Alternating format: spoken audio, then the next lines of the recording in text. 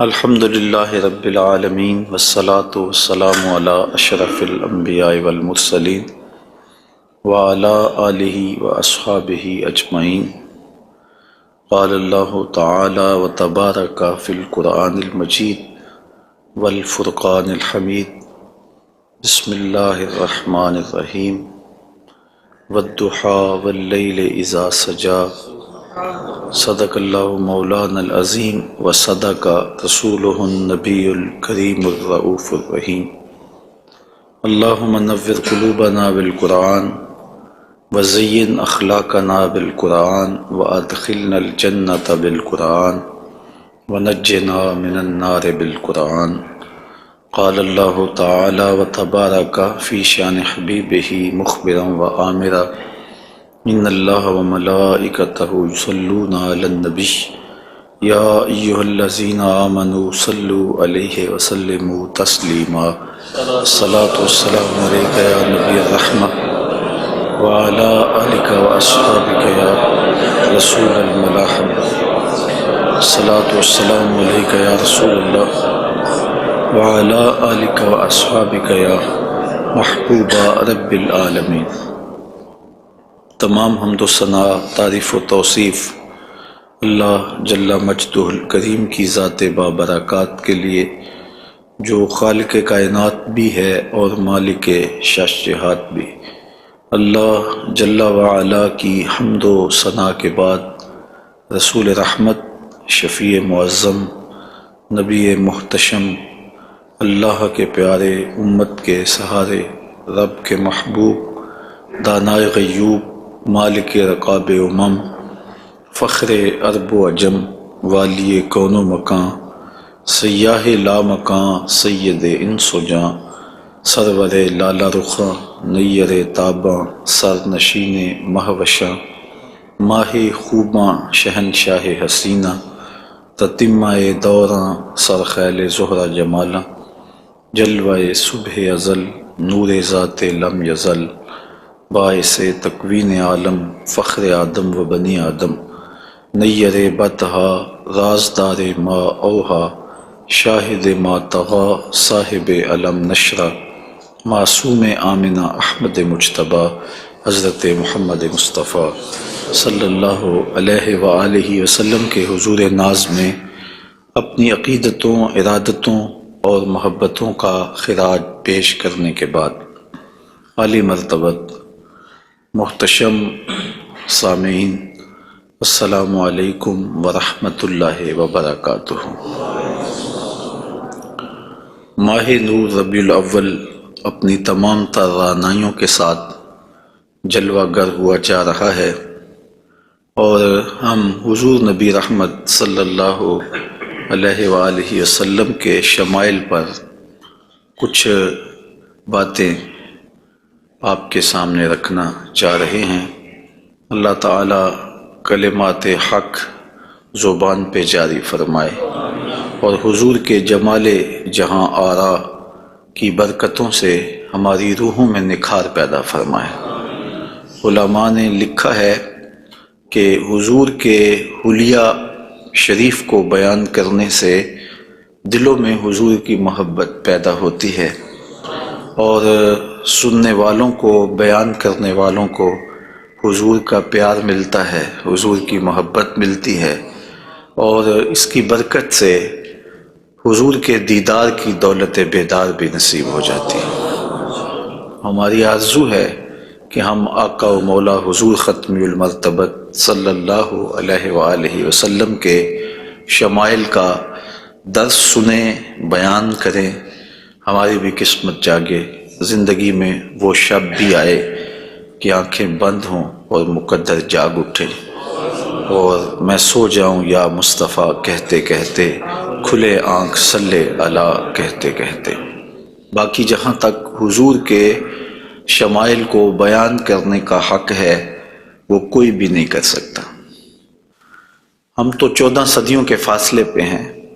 جن لوگوں نے حضور کو دیکھا، وہ بھی حضور علیہ السلام کا حلیہ بیان کرنے سے اپنے آپ کو قاصر سمجھتے ہیں۔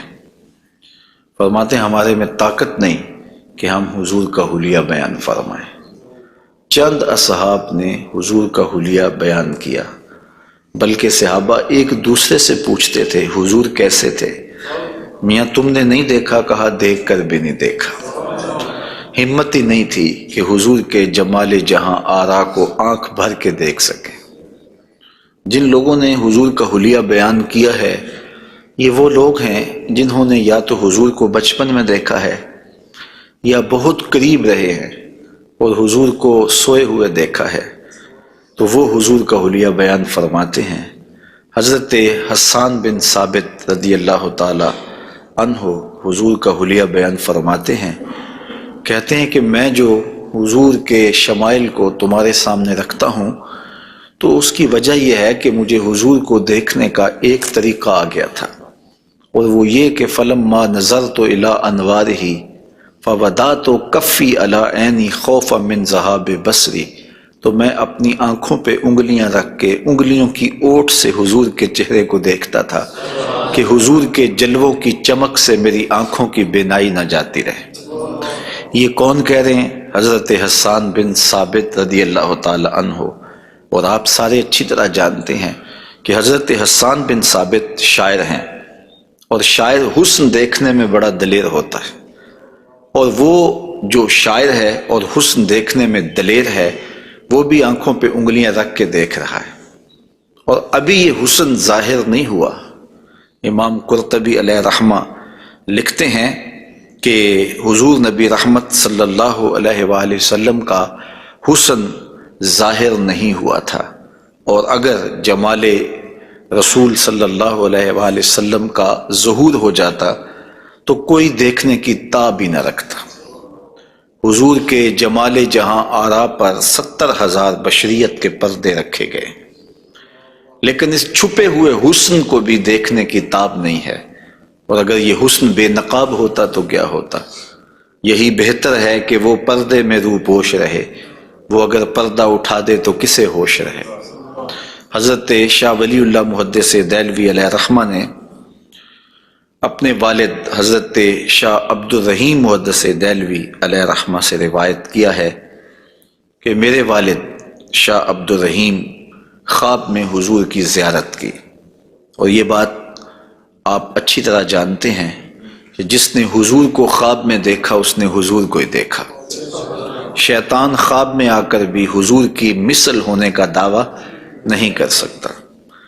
تو خواب میں حضور کو دیکھا اور عرض کی یا رسول اللہ صلی اللہ علیہ وسلم، آپ نے فرمایا ہے انا املہ و اخی یوسف اصبہ، میں نمکین حسن والا ہوں اور میرا بھائی یوسف میٹھے حسن والا تھا۔ وہاں تو زنان مصر کی انگلیاں کٹ گئیں، اور یہاں ایسا کوئی واقعہ پیش نہیں آیا، جبکہ حسن ملی حسن صبی کی نسبت زیادہ پرکشش ہوتا ہے، تو وہاں انگلیاں کٹ گئیں اور یہاں ایسا کوئی واقعہ پیش نہیں آیا، تو اس کی کیا وجہ ہے؟ تو حضور نے جو خواب میں جواب دیا وہ حضرت شاہ عبد الرحیم نے بیان فرمایا، اور شاہ ولی اللہ محدث دہلوی علیہ رحمہ نے در سمین میں اس کو لکھا۔ آقا کریم نے فرمایا جمالی مستور عن اعین الناس غیرۃ من اللہ، اے عبد الرحیم، اللہ نے غیرت محبت کی وجہ سے میرے حسن کو لوگوں کی نظروں سے چھپا کے رکھا ہے۔ کوئی محب نہیں چاہتا کہ میرا محبوب کوئی دیکھے۔ قتیل شفائی نے کہا تھا نا، اس حد تلک بڑھ گئی ہے بے اعتمادی کہ تجھ کو تجھ سے بھی چھپانا چاہتا ہوں۔ وہ کہتا ہے میری تو آرزو یہ ہے کہ تو آئینہ بھی نہ دیکھے۔ تو محب کی غیرت ہوتی ہے کہ اس کے محبوب کو کوئی نہ دیکھے، تو کہا کہ میرے حسن کو لوگوں کی نظروں سے چھپا کے رکھا گیا ہے، اور اگر یہ حسن ظاہر کر دیا جاتا تو کوئی تاب نہ لا سکتا۔ تو یہ چھپے ہوئے حسن کا عالم ہے کہ دیکھنے والوں کو پھر بھی انگلیاں رکھ کے دیکھنا پڑتا ہے، اور اگر یہ بے نقاب ہوتا تو پھر کون تاب لا سکتا۔ مولانا حسن رضا اعلی حضرت کے برادر محترم فرماتے ہیں وہ اگر جلوہ کریں کون تماشائی ہو۔ تو یہ وہ حسن ہے کہ جو تمام کا تمام ظاہر نہیں کیا گیا اور لوگوں کی نگاہوں سے پوشیدہ رکھا گیا، لیکن وہ بشریت کے پردوں کی اوٹ سے چھن چھن کے بھی اس قدر تابہ ہے کہ پوری کائنات کے اندر رنگ اسی حسن کے جھلکتے دکھائی دیتے ہیں، اور ہر طرف اسی کے انوار پھیلے ہوئے نظر آتے ہیں۔ تو حضور کے حسن کا بیان، حضور کے حسن کا ذکر اگرچہ انسانی استطاعت میں نہیں ہے اور اس کے بس میں نہیں ہے، لیکن اس کے باوجود صحابہ کے دور سے لے کر آج تک لوگوں کا یہ محبوب موضوع رہا ہے کہ وہ حضور علیہ السلام کے حسن کا ذکر کر کے اپنے قلب کی تسکین کا ساماں کرتے ہیں۔ علماء نے یہ بھی لکھا ہے کہ جو شخص حضور کے حسن کو بیان کرے لوگوں کے دلوں میں اس کے لیے پیار پیدا ہو جاتا ہے۔ آج ہر شخص چاہتا ہے کہ میں ہر دل عزیز ہو جاؤں، تو یہ سادہ سا نسخہ ہے کہ کائنات میں حضور کے حسن کے تذکرے کیا کرو، دنیا تم سے پیار کرنے لگ جائے گی۔ تم محبوب الخلائق بن جاؤ گے اگر تم اس محبوب دو عالم کے حسن کو لوگوں کی نظروں کے سامنے بیان کرو گے۔ انشاءاللہ حضور کے مختلف اعضاء کے حسن کا ذکر ترتیب وار کیا جائے گا، اور اہل محبت نے اور اصحاب رسول نے اس پر کیا محبتوں کے پھول پیش کیے ہیں۔ یقیناً آپ کے قلوب کو فرحت بھی ہوگی، قرار بھی ملے گا، اور آقا کریم کے حسن دل پذیر اور حسن جاں فضا کی مستیوں میں آپ کھو بھی جائیں گے۔ حضرت جابر بن سمرہ رضی اللہ تعالی عنہ فرماتے ہیں کہ لیلۃ الادحیان تھی، 14ویں رات کا چاند تھا، اور حضور یمنی چادر اوڑے ہوئے استراحت فرما رہے تھے، اور میں کبھی آسمان کو دیکھتا تھا، کبھی حضور کے جمال جہاں آرا کو دیکھتا تھا، اور یہ سوچتا تھا کہ میں فیصلہ کروں کہ آسمان کا چاند سونا ہے یا مدینے کا چاند سونا ہے۔ تو حضرت جابر بن سمرہ رضی اللہ تعالیٰ عنہ فرماتے ہیں پھر میں نے فیصلہ کیا فائزہ ہوا احسن عندی من القمر، میں نے کہا آسمان کا چاند نہیں، مدینے کا چاند سونا ہے، چونکہ چاند کی چمک بھی حضور کے در کی خیرات ہے۔ چاند کو، سورج کو، شمس و قمر کو جو روشنیاں دی گئی ہیں وہ حضور کے صدقے سے دی گئی ہیں۔ تو کائنات میں جہاں بھی اجالا ہے، جہاں بھی روشنیاں ہیں، جہاں بھی نور ہے، وہ نور حضور علیہ السلام کا ہی ظہور ہے، اور حضور کا نور ہے کہ جو کسی سے مستعار نہیں لیا ہوا، وہ حضور کا اپنا نور ہے، اپنا حسن ہے۔ علامہ بوصیری علیہ رحمہ نے کتنی خوبصورت بات کہی، منزہ عن شریک فی محاسنہ فجوہر الحسن فیہ غیر منقسم، کہ حضور اپنے محاسن میں، اپنے کمالات میں کسی شریک سے منزہ ہیں، اور آپ کا جوہر حسن جو ہے وہ غیر منقسم ہے۔ تو حضور کا حسن کسی سے مستعار نہیں لیا ہوا، بلکہ پوری کائنات کو جو حسن ملا ہے وہ حضور کی دہلیز کی عطا ہے، حضور کی چوکھٹ کی خیرات ہے۔ تو زمانہ چمک رہا ہے تو حضور کے انوار سے، اور بریلی سے آج بھی آواز آ رہی ہے، چمک تجھ سے پاتے ہیں سب پانے والے، میرا دل بھی چمکا دے چمکانے والے۔ تو ساری روشنیاں اسی دہلیز سے پھوٹتی ہیں، اسی در سے پھوٹتی ہیں، سارے اجالے اسی چوکھٹ سے نکلتے ہیں۔ اللہ نے اپنے محبوب علیہ السلام کو جو حسن دیا، جو جمال دیا، حضرت برا بن عازب رضی اللہ تعالیٰ عنہ بیان فرماتے ہیں، امام بخاری و مسلم نے اس کو روایت کیا ہے، کان رسول اللہ صلی اللہ علیہ وسلم احسن الناس وجہا، کائنات میں جتنا سونا چہرہ میرے حضور کا تھا کسی کا تھا ہی نہیں، سب سے زیادہ سونا اور خوبصورت چہرہ اللہ نے اپنے محبوب کو عطا کیا ہے۔ اور حضرت ابو ہریرہ رضی اللہ تعالی عنہ سے معروف روایت ہے جس کو امام ترمذی نے اور باقی محدثین نے روایت کیا ہے، حضور فرماتے ہیں حضرت ابو ہریرہ، ما رأیت شیئا احسن من رسول اللہ صلی اللہ علیہ وسلم، میں نے حضور سے سونا کوئی دیکھا ہی نہیں۔ اور حضرت حسان بن ثابت کہتے ہیں کہ آج تک کسی ماں نے ایسا سونا جنم ہی نہیں دیا، سونا دیکھتے کیسے، کسی ماں نے ایسا جنم ہی نہیں دیا۔ حضرت ابو ہریرہ نے ایک موقع پہ فرمایا کہ کل قمر لیلۃ البدر لم ارا قبلہ ولا بعدہ مثلہ، کیا پوچھتے ہو 14ویں رات کا چمکتا ہوا چاند تھے میرے حضور؟ پھر کہتے ہیں نہیں نہیں نہیں، حضور جیسا نہ پہلے دیکھا ہے نہ بعد میں دیکھا۔ تو حضرت حسان بن ثابت فرماتے دیکھتے کیسے، کسی ماں نے جنم دیا ہوتا تو دیکھتے۔ خدا نے وہ سچا ہی پن چھڑیا جہدے وچ محمد نو ٹالیا سی، حسینہ جمیلہ دا منہ موڑ دیتا، محمد بنا کے قلم توڑ دیتا۔ اللہ تعالیٰ نے ایسا پیکر تراشا ہے، ایسی صورت بنائی ہے کہ جس کی مثل کائنات کے اندر نہ کوئی دوسری صورت ہے۔ اور میرے محبوب کے جمال جیسا نہ کوئی دوسرا جمال ہے۔ تو وہ حسن، وہ جمال، وہ کمال اور وہ شانیں اور وہ مراتب رفیع عطا کیے گئے جو انہی کا مقسوم ہے۔ حضور کا پورا جسم انور اور حضور کا وجود مسعود برکتوں سے مالا مال تھا اور حسن اور جمال کا آئینہ دار تھا۔ لا یجلس الذباب علی جسدہ، ساری زندگی حضور کے بدن پہ کبھی مکھی نہیں بیٹھی۔ آقا کریم علیہ الصلوۃ والسلام کے بدن پہ کبھی میل نہیں آیا، حضور کی آنکھوں کے اندر کبھی میل نہیں آیا، حضور کو ساری زندگی بلغم نہیں آئی۔ آقا کریم کی مبارک بغلیں بے بال تھیں اور بالکل باقی جلد کی طرح سفید تھیں۔ حضور علیہ السلام کا لعاب شہد سے زیادہ میٹھا تھا اور کستوری سے زیادہ خوشبودار تھا۔ حضور کے فضلات مبارکہ جو ہے وہ امت کے حق میں پاک ہیں، اور جہاں حضور علیہ السلام قضائے حاجت کے لیے جاتے تو وہاں بعد میں جا کے دیکھا جاتا تو کوئی چیز نظر نہ آتی سوائے کستوری کی خوشبو کے۔ تو آقا کریم علیہ الصلوۃ والسلام کو کبھی جمائی نہیں آئی، کبھی حالت نیند میں حضور نبی رحمت صلی اللہ علیہ وآلہ وسلم ناپاک نہیں ہوئے، حضور نبی رحمت صلی اللہ علیہ وسلم پر کوئی نجاست نہیں آئی، اور آقا کریم کے بدن کا سایہ بھی نہیں تھا تاکہ زمین کے اوپر حضور کا سایہ نہ گرے۔ کائنات میں ایسا کون ہو سکتا ہے جیسا آمنہ کا لال تھا؟ تو وہ حسن دیا گیا، وہ جمال دیا، جس پہلو سے دیکھو حضور بے مثال نظر آتے ہیں اور بے مثل نظر آتے ہیں۔ آئیے ہم حضور نبی رحمت صلی اللہ علیہ وآلہ وسلم کے جسم کے حوالے سے پہلے کچھ بات کریں اور پھر حضور کے اعضاء کی طرف چلتے ہیں۔ حضور کا مبارک جسم بے سایہ تھا، اور یہ سایہ نہ چاند کی چاندنی میں دکھائی دیتا تھا اور نہ سورج کی روشنی میں پڑتا تھا۔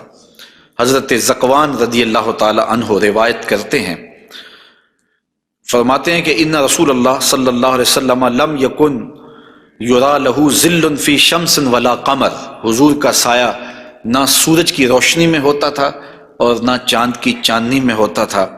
اور حضرت عثمان رضی اللہ تعالی عنہ خلیفہ ثالث رضی اللہ تعالی عنہ اس کی وجہ بیان فرماتے ہیں کہ حضور کا سایہ کیوں نہیں تھا۔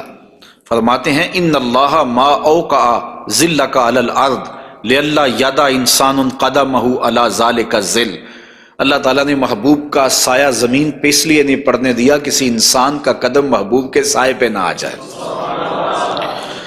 اللہ اکبر۔ لیکن حضرت شیخ احمد مجدد الفسانی علیہ رحمہ نے ایک بڑی خوبصورت بات کہی، اور ہمارے لیے وہ بڑی ٹھنڈک اور بڑی تسکین کا ساماں ہے۔ وہ فرماتے ہیں کہ اورا صلی اللہ علیہ وسلم سایہ نبود، آقا کریم علیہ السلام کا سایہ نہیں تھا۔ در عالم شہادت، اس عالم شہادت میں حضور کا سایہ نہیں تھا، اور یہ بات ثابت ہے، اور تقریباً تمام مکاتیب فکر کے لوگ، ایک دو مکتبہ ہائے فکر کے علاوہ باقی سارے اس بات کو تسلیم کرتے ہیں۔ رشید احمد گنگوہی نے بھی یہ بات لکھی ہے، امداد السلوک کے اندر یہ روایت موجود ہے کہ بتواتر ثابت شد کہ حضرت علی سایہ نہ داشتن۔ وہ کہتے ہیں کہ یہ بات تواتر کے ساتھ ثابت ہے کہ جناب صلی اللہ علیہ وسلم کا سایہ نہیں تھا۔ تو حضرت شیخ فرماتے ہیں کہ عالم شہادت میں حضور کا سایہ نہیں تھا۔ شیخ احمد مجدد الفسانی، کیوں سایہ نہیں تھا؟ فرماتے ہیں سایہ ہر شخص از شخص لطیف تر است، کسی چیز کا سایہ اس شے سے زیادہ لطیف ہوتا ہے، چون لطیف تر از وی صلی اللہ علیہ وآلہ وسلم در عالم نہ باشد اورا سایہ چے صورت دارد۔ جب حضور سے لطیف کائنات میں شے ہی کوئی نہیں ہے تو پھر سایہ کیا معنی رکھتا ہے؟ کائنات میں حضور سے لطیف ہے ہی کوئی چیز نہیں ہے، حضور کی مثل عالم امکان میں ممکن ہی نہیں ہے۔ اب مجھے یہ بتائیں کہ جس کا سایہ بھی نہیں تھا اس کا ثانی ہو سکتا ہے؟ تو یہ کون خاکے تراش رہے ہیں؟ کس کے خاکے تراش رہے ہیں؟ خاکے تو خاکیوں کے ہوتے ہیں۔ جو پیکر نور ہو، جس کا سایہ بھی نہیں ہے، اس کے خاکے کیسے ہو سکتے ہیں؟ تو حضور کی مثل تو بزم عالم میں ممکن ہی نہیں ہے۔ اقبال بھی بول پڑے رخ مصطفیٰ ہے وہ آئینہ، کہ اب اس سا دوسرا آئینہ نہ کسی کی بزم خیال میں، نہ دکان آئینہ ساز میں۔ ممکن ہی نہیں ہے۔ خدا نے وہ سچائی پان چھڑیا جدے وچ محمد نو ڈالیا سے۔ تو آقا کریم علیہ الصلوۃ والسلام کا سایہ نہیں بنایا، اور کائنات کے اندر وہ بے مثل بھی ہیں، وہ بے مثال بھی ہیں۔ تو یارو جس کا سایہ بھی نہیں ہے اس کا ثانی کیسے ہو سکتا ہے؟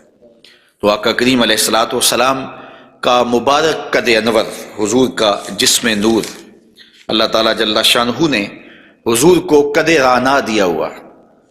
امیر خسرو نے کہا تھا نا، پری پیکر نگارے سرو قد لالا رخسارے، سراپا آفتے دل بود شب جائے کہ من بودم، خدا خود میرے مجلس بود اندر لا مکان خسرو، محمد شم محفل بود شب جائے کہ من بودم۔